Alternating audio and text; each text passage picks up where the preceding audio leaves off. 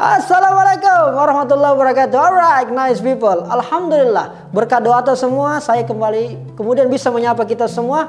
Dan insya Allah siap memberikan sajian-sajian terbaik dalam memberikan konten atau dalam memberikan berbagai macam sesuai apa yang kakak-kakak dan nice people minta.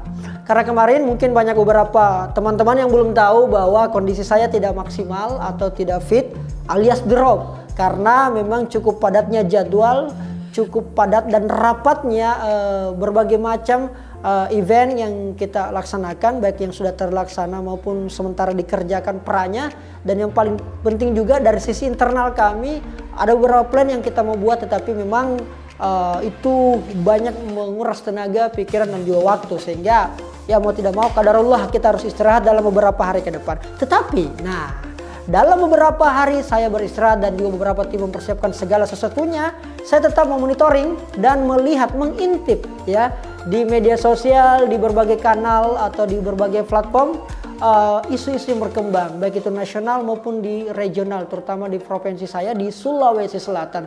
Kalau di isu nasional, wow, itu cukup banyak sebenarnya yang beredar dan saya juga cukup kaget melihatnya, karena kita ketahui bersama bahwa selama ini saya teman-teman telah anggap saya sebagai orang yang harusnya terus bertanggung jawab untuk menyuarakan suara publik, dan yang paling penting untuk terus melihat dan memberikan solusi-solusi yang ada melalui sajian konten yang sesuai kemampuan saya secara pribadi untuk bisa disajikan kepada teman-teman semua.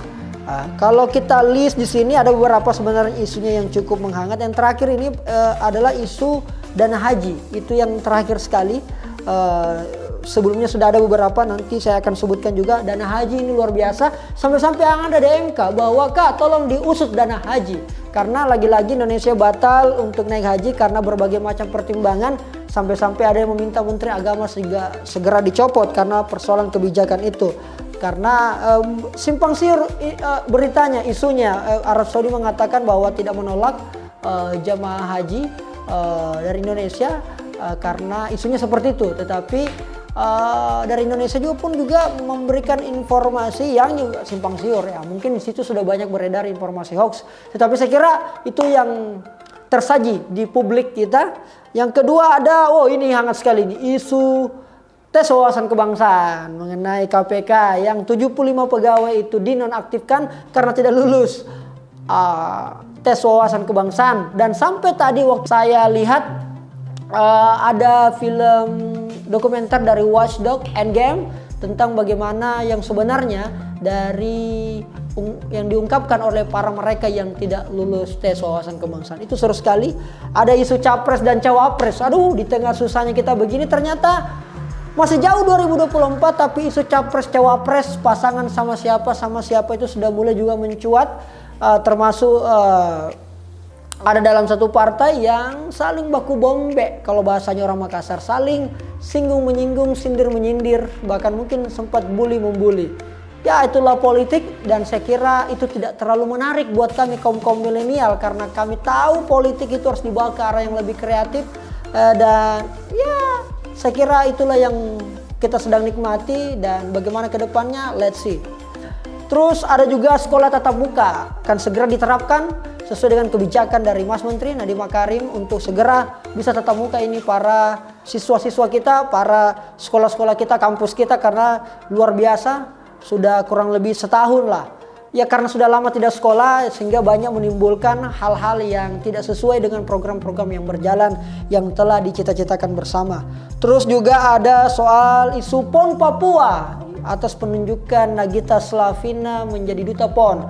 Diprotes oleh Ari Kriting, sebaiknya perempuan Papua yang menjadi ikon untuk rumahnya sendiri, agar kemudian tidak ada antar budaya lah, soal isu budaya juga masuk ke situ ya.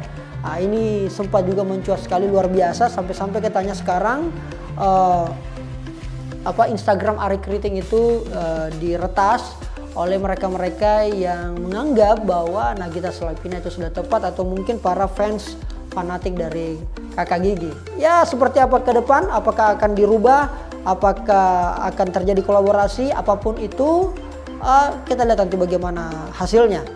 Terus juga ada, nah ini juga yang heboh soal sinetron Indosiar, yaitu Suara Hati Zahra, yang kita tahu pemerannya masih di bawah umur 15 tahun, tapi sudah memberikan atau sudah mempertontonkan adegan suami istri dan diprotes oleh salah satu sutradara kawakan Indonesia dan juga komikan nasional, yaitu Ernest Prakasa.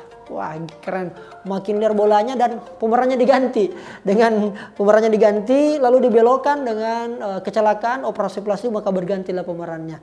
Sinetron kita perlu mawas diri untuk lebih memperhatikan kondisi yang ada, karena sekali lagi cukup banyak anak-anak yang menonton dan sayang sekali kalau ini terus dibiarkan. Mantaplah KPI dan mantap juga Ko Ernest atas masukan dan kritikannya yang sangat membangun. Selanjutnya ini juga yang masih sempat trending topik, itu soal Uya Kuya versus Dennis. Ini entahlah, itu lebih kepada persoalan artis. Saya tidak terlalu tidak terlalu banyak fokus mengomentari soal itu, karena mungkin saja ini settingan atau apa. Karena kita agak kapok juga lah ngurusin soal masalah artis. Kadang-kadang kita juga di prank ya. Tetapi seperti apa, ini cukup heboh memang. Sampai-sampai Uya menjadikan Dennis, semua yang berhubungan dengan dia itu menjadikan sebuah konten, menjadi bahan konten. Oke, biarlah itu terus terjadi. Dan yang terakhir kalau untuk isu nasional itu adalah soal isu 3 periode. Ya, dimana PDIP menginginkan Jokowi atau ngotot sekali untuk tetap 3 periode, biar kemudian nanti pada saat Pilpres di 2024 itu tidak terlalu banyak kita menghabiskan energi lah. Lanjutkan perjuangan, lanjutkan pembangunan yang sudah dibikin selama ini. Apakah teman-teman setuju? Saya kira itu juga masih menjadi pro kontra, saya kira. Dan yang paling penting adalah masih banyak SDM-SDM unggul yang dimiliki oleh Republik ini, yang saya kira perlu kemudian disajikan oleh para partai-partai politik agar kemudian negara kita ini bisa memiliki improvisasi dalam memimpin. Itu dari isu nasional. Kalau isu regional di Sulsel itu macam-macam. Pertama adalah temuan BPK yang saya kira mencatatkan Provinsi Sulawesi Selatan tidak menjadi WTP lagi, wajar tanpa pengecualian, tapi menjadi WDP, wajar dengan pengecualian. Kurang lebih ada 1,9 miliar kerugian negara yang tidak tahu kemana rimbanya. Nah, sehingga ini menjadi polemik dan ternyata ditemukan bahwa salah satunya adalah dari Sekretariat Dewan, di mana setiap anggota Dewan itu katanya menerima ratusan juta dari bantuan sosial atau bansos COVID. Kita tidak tahu seperti apa, karena informasi dari Kopel pun juga demikian, atau informasi yang beredar di berbagai media massa dan elektronik, termasuk juga di media sosial. Kita tidak tahu kebenarannya, tapi mudah-mudahan ke depan bisa ada beberapa anggota DPRD atau mungkin pihak terkait yang bisa mengklarifikasi. Saya sangat open sekali untuk podcast ataupun juga dengan dialog-dialog yang konstruktif dapat membangun kecerdasan netizen maupun juga masyarakat. Terus yang kedua, COVID Hunter yang juga di-launching oleh Bapak Wali Kota Makassar, Bapak Muhammad Ramdan Pomanto. Luar biasa, Makassar recover dengan berbagai kebijakannya, sempat memunculkan dan sampai hari ini itu masih sangat-sangat resah di masyarakat, karena beberapa tempat kafe, warkop, rumah makan itu sampai diambil kursinya, diambil mejanya, lalu kemudian nanti pemiliknya diminta melapor di tempat kecamatan karena melanggar protokol kesehatan. Yang saya ketahui bahwa untuk Makassar Recover itu jamnya operasionalnya nggak ada.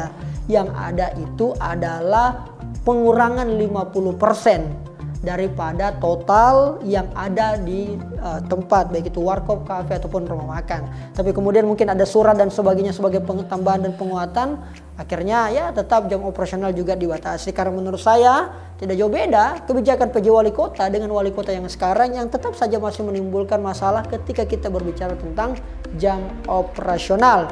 Akhirnya netizen menganggap bahwa corona seolah-olah ada hanya di jam-jam itu, sedangkan pada pagi, siang, sore hari tidak ada penegakan aturan disiplin pada tempat-tempat yang saya sebutkan tadi. Lanjut, terus juga masih bergulir tentang kasus korupsi oleh Gubernur nonaktif Sulawesi Selatan Profesor Dr. Nurdin Abdullah, yang saya kira sudah memasuki tahap persidangan dan sudah banyak orang yang diperiksa dan memunculkan berbagai macam spekulasi dan menguak beberapa fakta baru. Kita tidak tahu seperti apa sebab penahanan Prof. Nurdin Abdullah terus diperpanjang. Kita tidak tahu seperti apa yang sebenarnya yang akan terjadi di akhir, Tetapi mari kita tetap dukung dan mari kita terus mendoakan agar semuanya berjalan sesuai dengan mekanisme dan tidak ada orang yang dirugikan. Betul-betul yang namanya hukum adalah panglima dan semuanya bisa mendapatkan keadilan. Terakhir mengenai ya tetap stadion yang saya kira terus menggema. Ya luar biasa, ini stadion memang terus perlu disuarakan karena kenapa? Malu kita ya, siriknya kita ini sudah nggak ada lagi ketika kemudian sebagai provinsi yang besar, sebagai kota yang besar tidak memiliki sarana olahraga berupa satu pun stadion yang ada di kota tercinta ini. Saya kira itu saja. Kita tetap harus semangat dan yang paling penting setelah ini kita harus tetap selalu gospel, terus memberikan masukan. Mohon maaf kemarin tidak memberikan sajian konten yang cukup rapat pada kebiasaan-kebiasaan saya sebelumnya. Namun setelah ini insya Allah doakan terus, mudah-mudahan selalu membara semangatnya, selalu konsisten. Dan kalau ada masukan-masukan tak silakan tulis di kolom komentar, insya Allah semua komentar akan saya baca. Saya Rial Jamal, terima kasih banyak. Assalamualaikum warahmatullahi wabarakatuh. Alright.